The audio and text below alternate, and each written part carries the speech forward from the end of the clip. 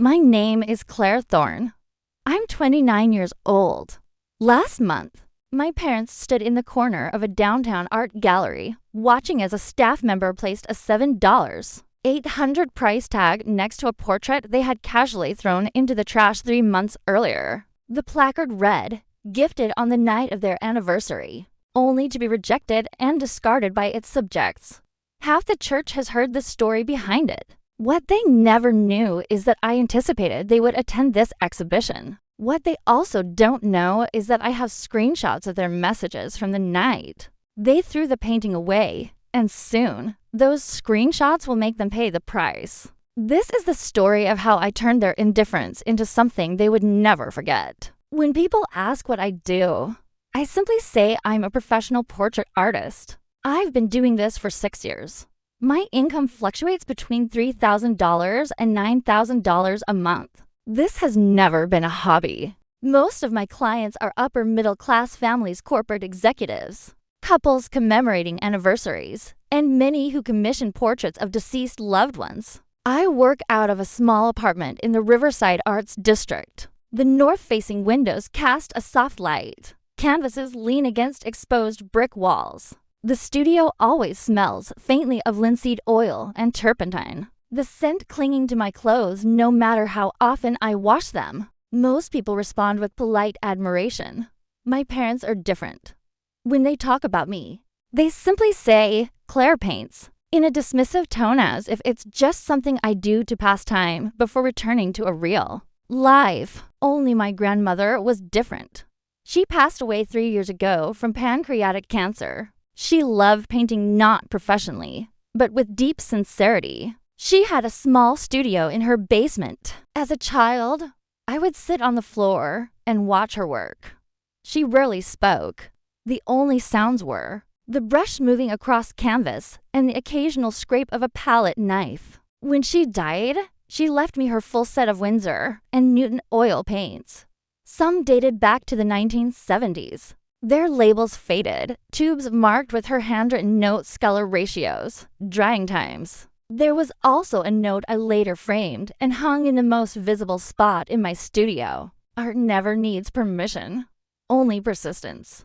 Back then, I didn't understand. I thought creating meant earning recognition. Among my clients, one stood out: Arthur Haywood, a 68-year-old retired investment banker. 3 years ago, he commissioned a memorial portrait of his late wife.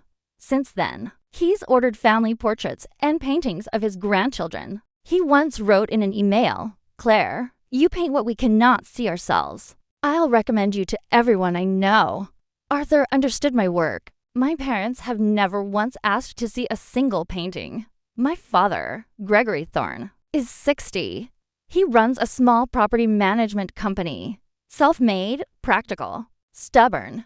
He values stability and appearances above all else. My mother, Evelyn, is 58, an administrative director at a private hospital. Meticulous, structured.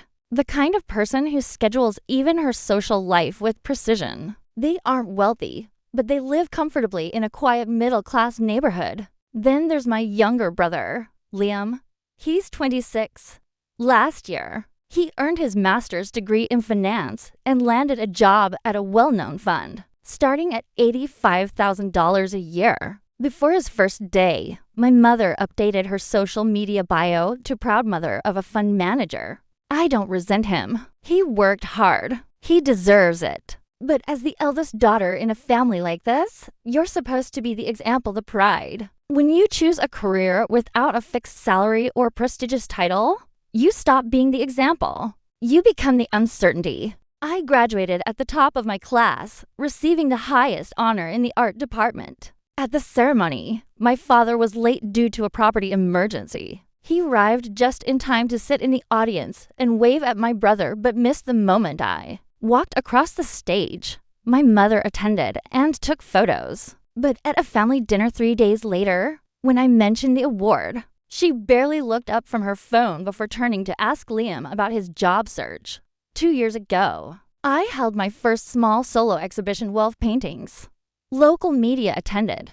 Nearly 50 people came to the opening night. My mother skipped it to attend Liam's baseball finals. She said she'd send flowers. She said she'd look at photos. She never brought it up again. Every Christmas, my parents spent $300 on a professional family photo shoot for their holiday cards. For 3 consecutive years, the cards featured only them and Liam. I was always excluded. The photographer would take a full family photo from memory, my mother said. It was never printed. Last Christmas, I even received a card at my apartment as if I were a distant relative. On their 35th wedding anniversary, I still held on to hope. I thought maybe, just maybe this time, they would truly see me. I found an old wedding photo of theirs.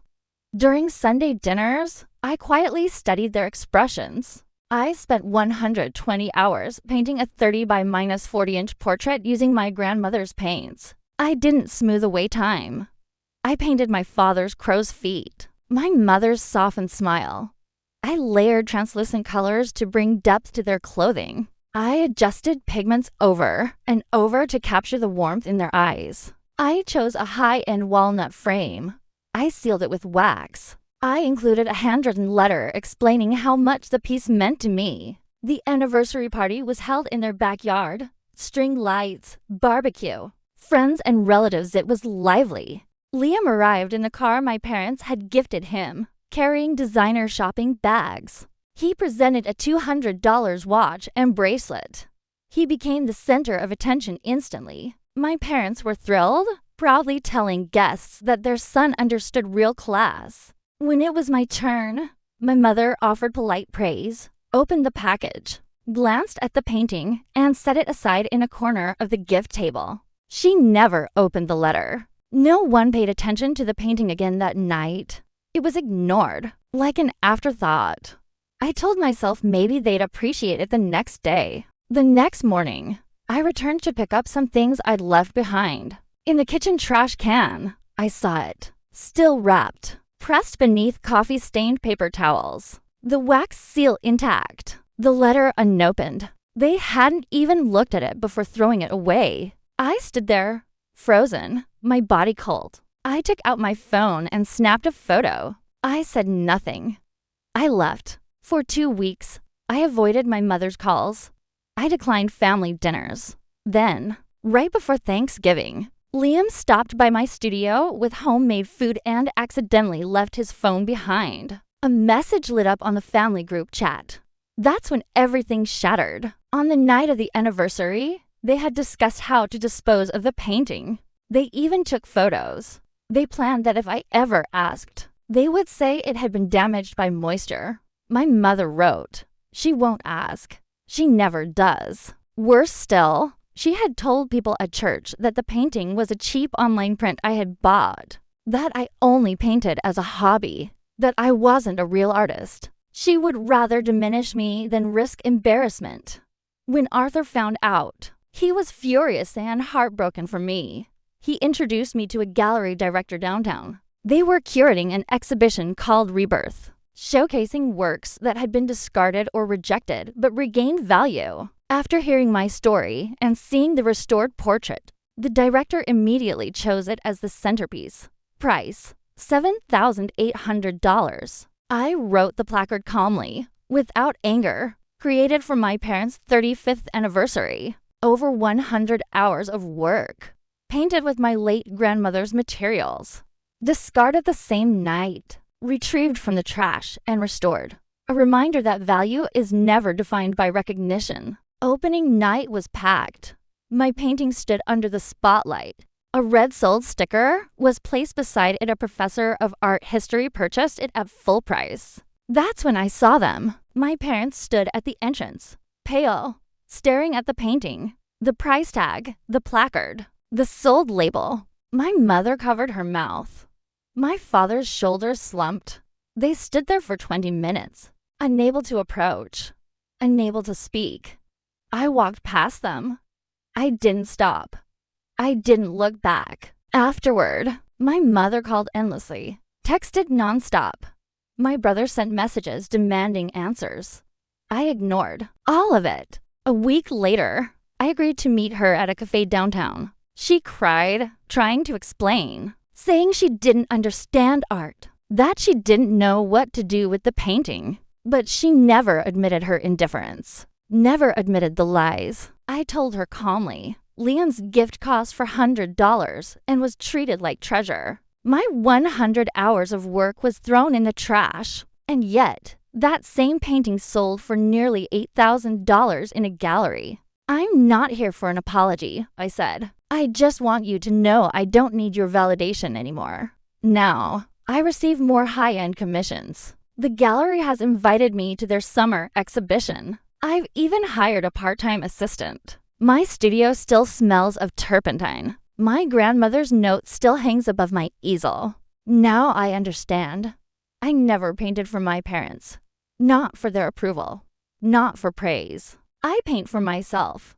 And for those who truly see. Last week, a local art magazine described my work as a profound exploration of familial neglect and artistic resilience. I read the notification, smiled, set my phone down, and picked up my brush. Everything they discarded has become the strongest color in my work, and I will never let it be thrown away again.